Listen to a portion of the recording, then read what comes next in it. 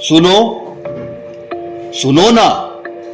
अरे इधर उधर कहां देख रहे हो? सामने देखो, मैं बोल रहा हूं, रावण। इस आवाज से पुतला बनाने वाले आर्टिस्ट की हालत खराब हो गई। कांपते अधरों से बस 3 शब्द बोल पाया, रावण। हाँ, रावण। डर के मारे आर्टिस्ट ऊंचे मचान से गिरते गिरते बचा। पुतला बोला, अरे डर क्यों रहे हो? तुमने ही तो बनाया है ना मुझे। आर्टिस्ट मन ही मन कहने लगा, ये क्या हो रहा है? आज तक तो ऐसा नहीं हुआ। वह रावण के पुतले को आश्चर्य से देखे जा रहा था।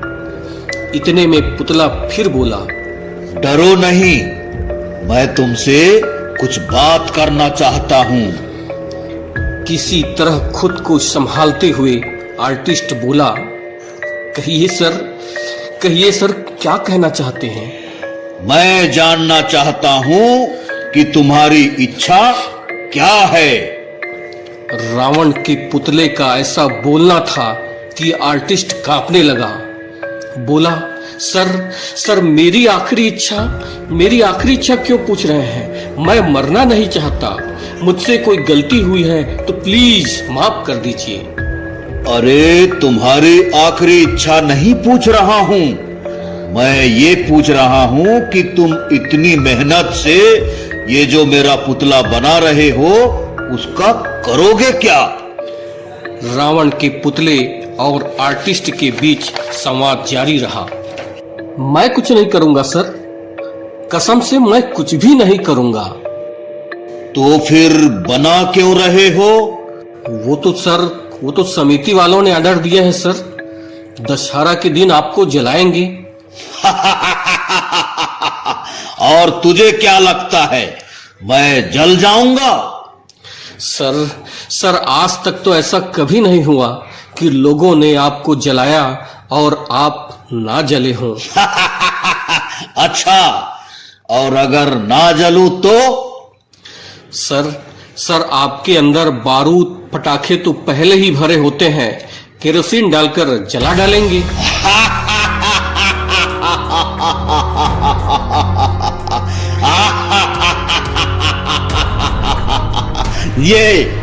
ये लोग मुझे जलाएंगे।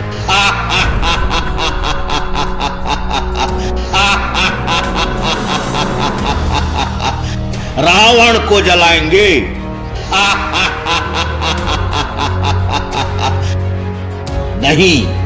नहीं जलूंगा, नहीं जलूंगा। आर्टिस्ट थरथरा रहा था, लेकिन प्राणों से ज्यादा फिक्र पैसे की हो रही थी। हिम्मत कर उसने कहा, सर आप नहीं जलेंगे तो ये लोग मेरी ऐसी तैसी कर डालेंगे। पैसा भी नहीं देंगे। हजारों लाखों रुपए लगते हैं सर रावण बनाने में, आपका पुतला बनाने में। पुतला दहन के साथ ही आतिशबाजी भी होती है। सब गड़बड़ हो जाएगा सर। मेरे इतने दिनों की मेहनत और खर्च बर्बाद हो जाएगा। बाल बच्चेदार आदमी हूँ सर। इस काम से जो पैसा मिलेगा उसी से परिवार के लिए राशन पानी का इंतजाम करूंगा। आप नहीं जलेंगे तो बड़ी तकलीफ हो जाएगी सर, बड़ी तकलीफ हो जाएगी। अरे यार, तुम तो रोने लगे। मैं तो यूं ही मजाक कर रहा था। दरअसल मैं तुम्हारी कला से बहुत खुश हूं। तुमने बहुत परिश्रम से मेरा पुतला बनाया है। तुम जब मेरी मूंछों को बढ़िया ऐंठनदार बना रहे थे तभी तुमसे मजाक करने का मन हुआ।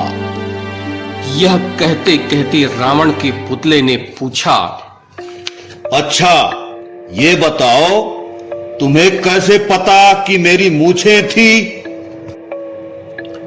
इस सवाल से आर्टिस्ट हड़बड़ा गया। हिचकते हुए बोला, सर मैं क्या कहूं, बस ऐसे ही आपकी मूंछें बनाते आ रहे हैं। आप रावण हैं तो आपकी मूंछें भी रही होंगी ऐसे ही रौबदार मूंछें। इतना सुनते ही रावण के पुतले ने फिर ठहाका लगाया।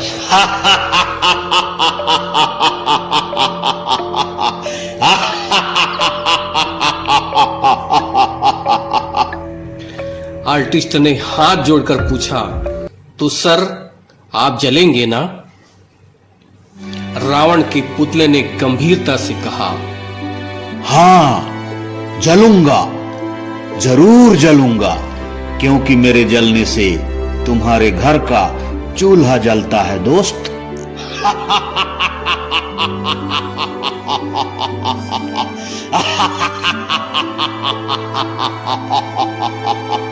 यह अट्टहास आर्टिस्ट के अवचेतन मन में ऐसा गूंजा कि अचानक उसकी नींद खुल गई।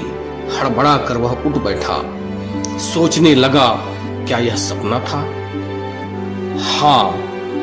हाँ, यह सपना ही था। पुतला कैसे बोल सकता है? मगर उसके शब्द अब भी मनो मस्तिष्क में गूंज रहे हैं। वो आखिरी शब्द, हाँ जलूंगा, जरूर जलूंगा, क्योंकि मेरे जलने से तुम्हारे घर का चूल्हा जलता है दोस्त। यह विचार रावण के कैसे हो सकते हैं? वह तो बुरा था, उसे बुराई का प्रतीक मानकर ही तो हम उसका पुतला दहन करते हैं। अगर नींद नहीं खुलती तो शायद पुतला यह भी कहता कि तुम लोग मुझे बुराई का प्रतीक मानकर जलाते हो, तो क्या अपनी बुराइयों का भी दहन करते हो? आर्टिस्ट मैदान में खड़े रावण के पुतले को एकटक देख रहा था और उसे याद आ रही थी मानस की चौपाई, पर हित सहिस धर्म नहीं भाई, पर पीड़ा सम नहीं अधमाई। अर्थात दूसरों का हित, दूसरों की भलाई करने के समान कोई धर्म नहीं, और दूसरे को कष्ट पहुंचाने, दूसरे को पीड़ा पहुंचाने के समान कोई अधर्म नहीं। दोस्तों, यह व्यंग रचना आपको कैसी लगी हमें जरूर बताइएगा। अगर पसंद आई हो तो लाइक कीजिएगा और हमारे चैनल को सब्सक्राइब भी कीजिएगा। आप सबको ललित मानिकपुरी का जोहार। जय सिया राम।